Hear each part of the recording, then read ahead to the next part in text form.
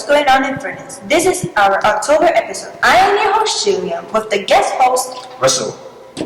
We're back to our regular schedule, broadcasting this show to you for our third year. Welcome back. We hope you had a great summer. We provide updates about our school community, the culture of our school, foods that we love, activities we love to do, and many other exciting things. What is happening in Furnace? Well, it's public knowledge that the school district is considering having us students put our phones in pouches for an entire school day. And if you've seen the announcement on the school's Instagram, you might also know that most students did not like the idea. Just in case you weren't aware, these pouches were meant to keep you from using your phone throughout the school day. You'll still have your phone, it'll just be in a pouch. Tell us what you feel about these ideas, and feel free to leave a comment. I'm Mr. Wright, 11th grade English teacher and freshman seminar teacher. When I think about the new phone pouches, I think that it presents a unique challenge as well as a unique opportunity to help students focus, but again, I have to acknowledge it could be very challenging in the beginning to get students to come aboard. I do agree that it will. When I think back to my classes, not just this year, but also previous classes, so many students missed out on learning opportunities, or I had to repeat myself over and over again because they were distracted by phones. And I think that with the pouch, now that there'll be less distraction, but again, it has its unique challenges because students want their phones. So we'll see what happens. From using their phones in class, do you agree or disagree? I do agree. I'll meet you in the middle here, actually. I do agree that more resources need to be spent on the building. Every room should have air conditioner. In the summer, we should have heat. In the winter, and the temperature should be appropriately regulated. However, we also do need things put into place to encourage students to focus more. Hopefully the pouches work. I'm not sure. We'll see what happens. But I do agree that more resources are needed. Thank you very much. Thank you for considering me for this interview. It's always a pleasure. Sharon Burke. I'm excited for the implementation because we see around the school that phones are a barrier to learning. So I'm excited and interested to see the impact they have on student learning. Do you agree? Well, I do agree that we all need air conditioning, but right now we are one-to-one with computers and all of our classrooms have smart boards. I agree that yes, all of our classrooms should have air conditioner. We should be comfortable in that way, but I believe that there should be resources for both. Obviously, being uncomfortable in a classroom would be a barrier to learning, but we know that the technology on our phones is also a barrier to learning. It's not going to be a foolproof way because there are still other distractions. We have Chromebooks and, kids are smart, so I'm sure there will be ways that they can find themselves to be distracted. But I do think it is any investment that's going to increase student learning is worth it. So while yes, I believe we do need air conditioning in all classrooms, I think there's a space for both to be a priority. So they're connected by a magnet, and the Yonder magnet will only be available for use at the beginning or end of the day. I'm sure there are ways around it if someone looked into it, but we're hoping that there is compliance because just as much as we want students to learn, we want students to want to learn. And we're hoping that they see the benefit in it as well. Thank you. You're welcome.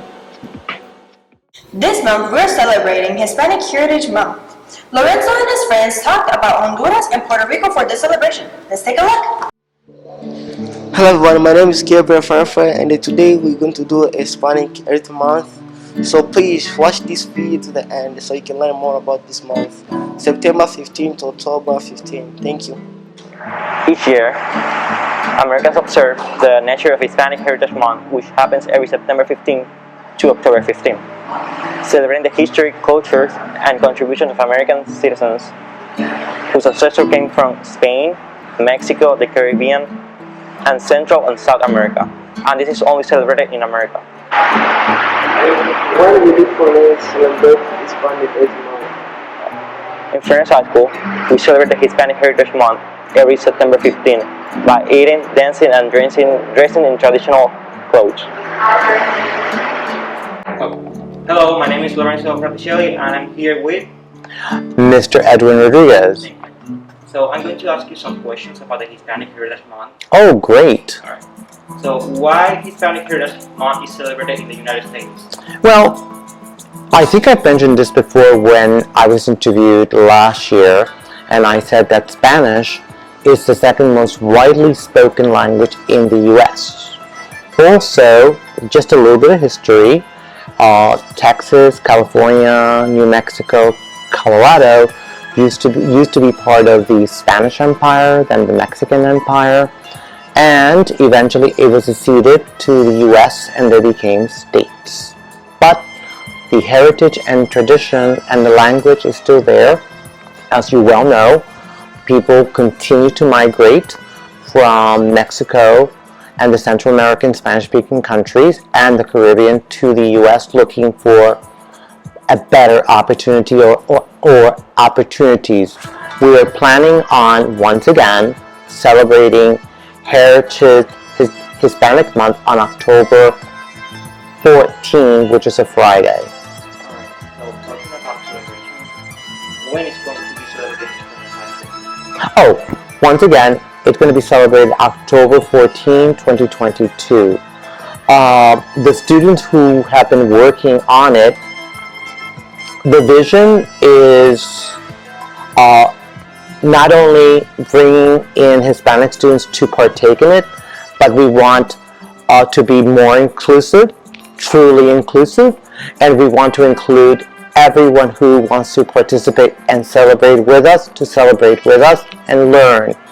Aside from that, we are thinking of bringing at least 1 to 2, maybe 3 speakers if possible, to talk about different topics that relate to Hispanic heritage.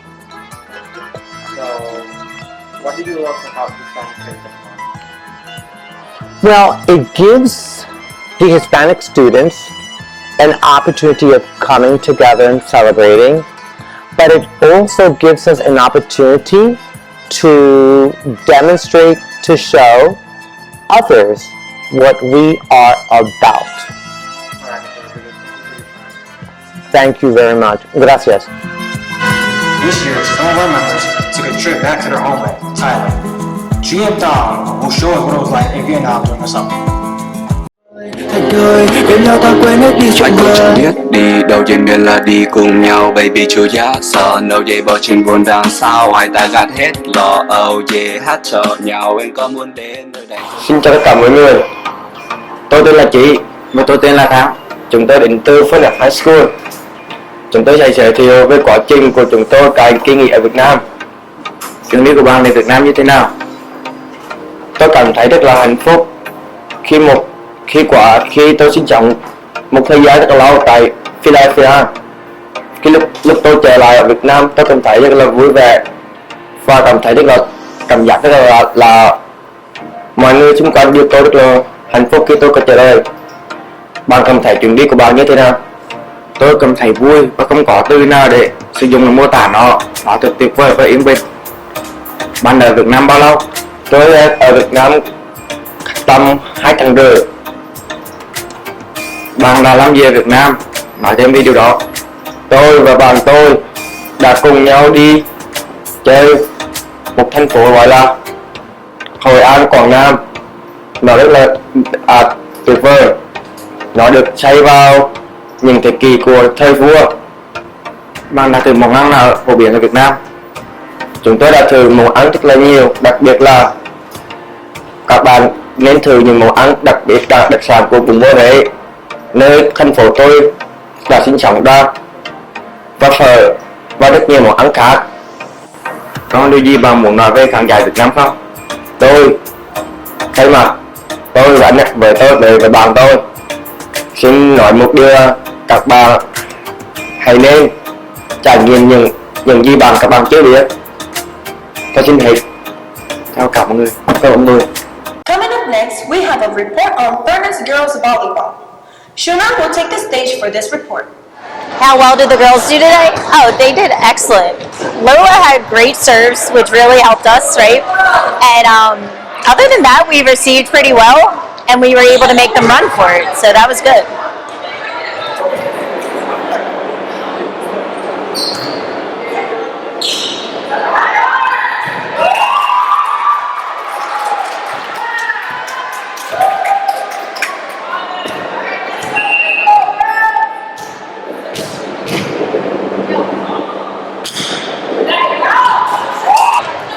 Our goal this year is to try to get everyone consistently spiking and good sets. I actually never played the next team, so we're just going to work on receiving well and making sure our serves get over.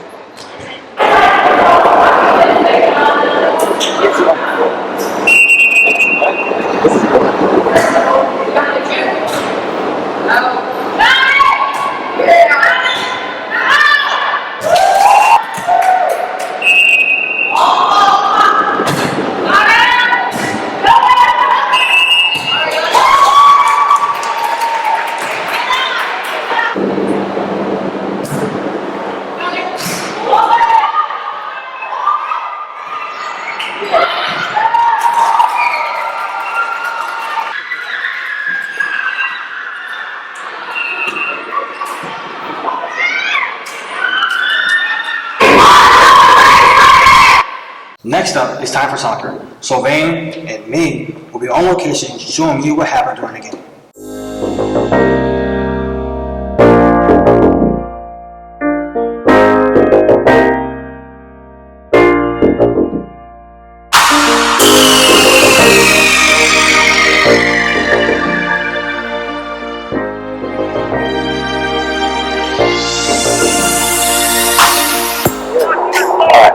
What do you think the best play in this game was? The best who? Best play. The best play? Yeah. You probably on first half. First half was good. No, he was only 1-2 in the first half, so yeah, he was the best player. Is there anything you do? Any action you could do? I guess the penalty that they had, I wish that didn't happen because we were already losing on the scoreboard and that penalty was not helping. And do you think that in this game your team gave it its all? Yeah, I think that they did their best. They definitely did their best. Yeah.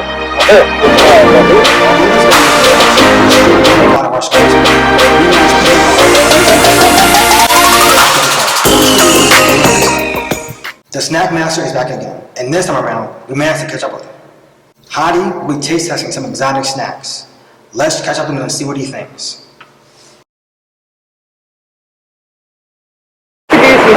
Hello, my name is Hadi, and I'll be trying some snacks that I have. Where did you buy the snacks from? I bought these snacks from the Asian market. The first snack I'll be trying are these chips. They called seaweed and salt potato chips.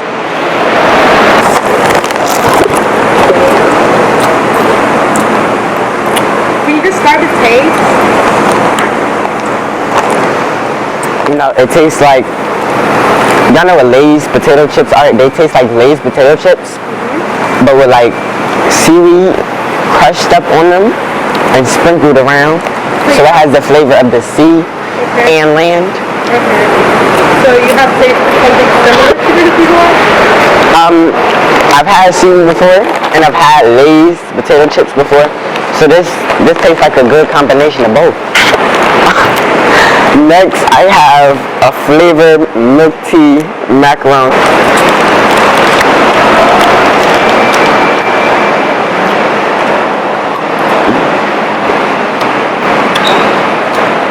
Can you describe the taste? It smells like oatmeal, but tastes like boba altogether. The cream has no flavor, but like the crunchiness, it tastes grainy. It tastes like whole wheat. But at the same time, when you add it both together, it's strange because it actually tastes like boba. Have you ever tasted something similar to this? Yes, boba milk tea. Okay. And to finish this interview off, we have some banana milk.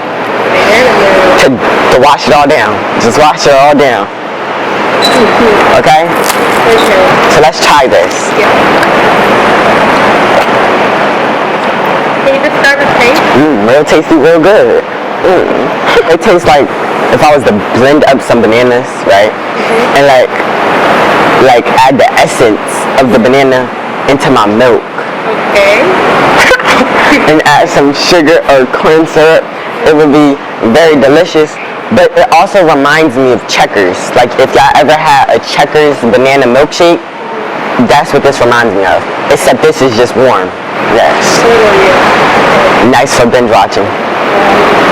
We caught up with our school community and we know that Furnace loves our diversity and our food. We have a new segment, Dining at Home. Some of our best meals are the ones we make ourselves. For our first segment, Jahara is sharing Puerto Rican food, plátanos en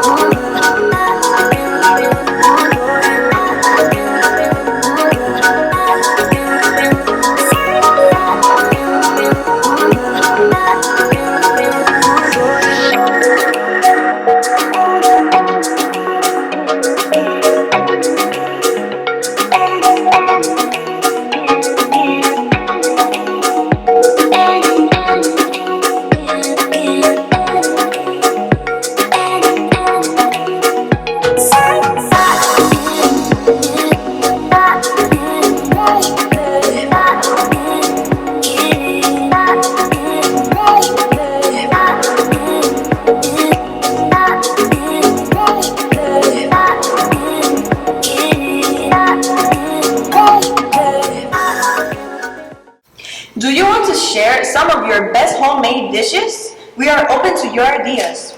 We have some special reports. Do you know Anthony? He's our cameraman. He was on location in the city. First, he visited TAP Esports Center. TAP Esports is an internet cafe in Chinatown. As long as you have an account with time on it, they'll offer the latest gear for PC gaming. Hello, I am at TAP Esports. It's located at 924 Cherry Street basement. In TAP Esports, you can play video games with your friends while having fun. A small fee is charged for snacks and drinks, and you can bring your own food as well. Playing on their computers costs $4 an hour, $10 for 3 hours, and $25 for 8 hours. And that's all we have for today. Thank you. TAP is an overall friendly environment. Maybe you should consider TAP as a spot to visit with friends. Next, Anthony and other team members visit the Hispanic Book Fair with Furnace students.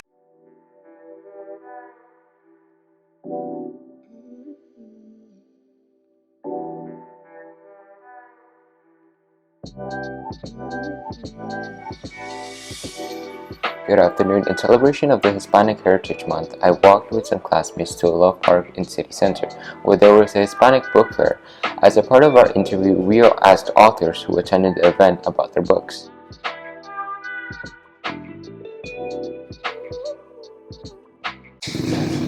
Do you remember Young Faye? I hope you do, but if you don't, that's alright, I'll remind you. She's a senior here and she's pretty good at drawing, and today, she'll be showing us how to draw in the anime style. She'll keep it simple though because she's pretty good, better than most here. Hi guys, it's Yunfei here. Today I'm going to talk about pixel art with you guys since pixel art is very common in video games animation. If you play lots of video games, then you probably already saw lots of pixel style works in any of digital pictures. If you try to zoom in and zoom in the pictures just like this, and these pictures are actually made of those little squares. Each little square is 1 pixel. Pixel is also the unit of a digital picture size. So I'm going to check the size.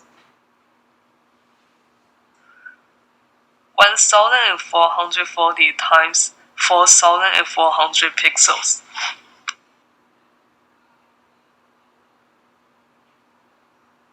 Basically, using this little square to make a very small size artwork is pixel art. So here's a pixel style of the same characters I just showed you guys. It's only like 48 times 240 pixels compared with the last one. So, how do you make pixel art? I would say there's no a big difference between making normal digital art and pixel art. The only thing you need to know is the size of your work. It's gonna be much smaller than regular digital art. And the brush you use, you can just go on YouTube and search how to make a pixel brush on Photoshop program, whatever software you like to use for regular digital art. And I think that's all I have for today. Thank you for watching, and if you have any question about digital art, pixel art, or short animation, you can email me at 1006921@fairlandsd.org. We have some new members of the furnace community. Let's meet them. And that's a wrap. I'm afraid that's all we have for this month's episode. It is October 22 and I'm Shelia, and this is Russell. broadcasting to you the news. Be safe and thank you for keeping up with Furnace High School news. Dream big, Falcons!